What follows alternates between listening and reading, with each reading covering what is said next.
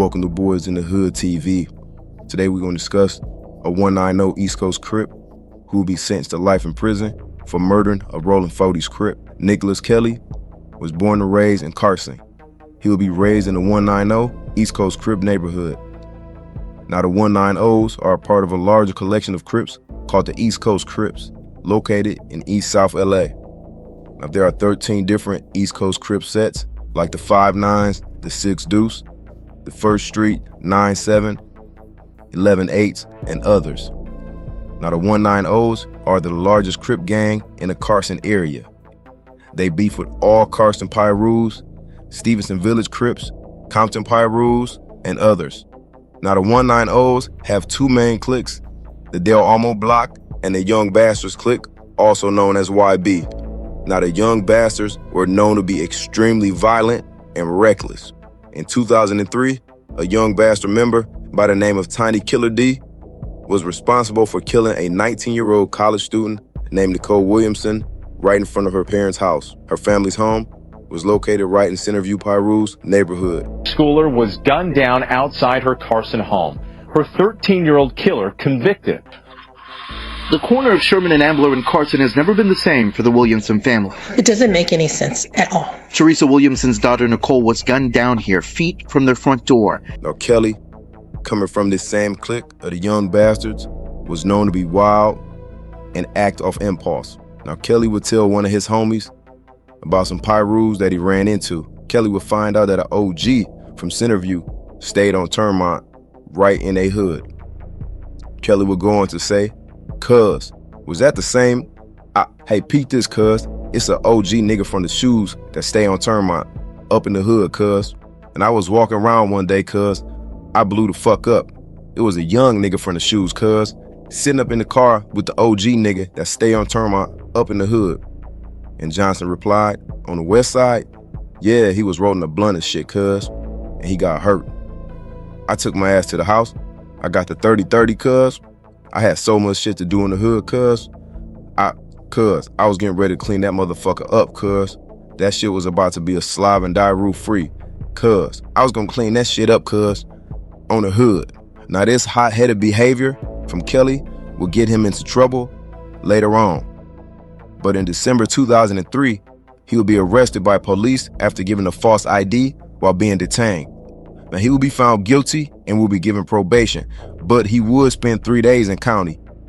Now only a few years later, Kelly's wild, impulsive behavior will lead him to make a choice that will not only change his life, but somebody else's life. On October 14, 2005, many people were attending a football game between Carson Colts and Gardena. In attendance were a group of teens, which included 17-year-old Michael Marshall, aka Mike from the 40s, and his friend named Paul. Now at the closing of the game, Carson would beat Gardena 9-6. Now after the game was over, Mike and his friends decided to head to a party located on Gladwood Street. Now this party was happening directly in the 190 East Coast Crip set. Now there was no known beef between 190 and the 40s, so Mike didn't have any issues with going to this area. Now once they arrived, Mike and his friends would enjoy music and mingle with other guests at the party. Now also at that same function were members of the East Coast Crips. At some point in time, Mike and his homies would go outside in front of the house. Mike would start talking to a female who was standing near a car. Now in the middle of their conversation, Kelly from 190 would spot Mike and walk up to him. Immediately, he started pressing Mike and he asked him, "Where you from?" So Mike responded, "I'm from 40s. Seconds later, Kelly put out the 30-30 and shot Mike right in the chest. Kelly would take off running and hop the fence, fleeing the scene. As Mike laid on the ground, his friends would call 911. But by the time police would arrive, they would find Michael Marshall dead from a single gunshot wound to the chest. Now witnesses at the party would identify 18-year-old Nicholas Kelly as the shooter. Now it wouldn't be too long after that the authorities would locate and arrest Kelly and charge him with first-degree murder. Kelly would agree to talk to police about the shooting, but he would tell police that it was self-defense. He would tell officers that while at the party, he was talking to a female When 5 members of the Rollin 40s came in, which included Marshall, he would claim that Marshall threatened him and they both would go outside. Kelly would then claim that Marshall started reaching as if he had a gun on him.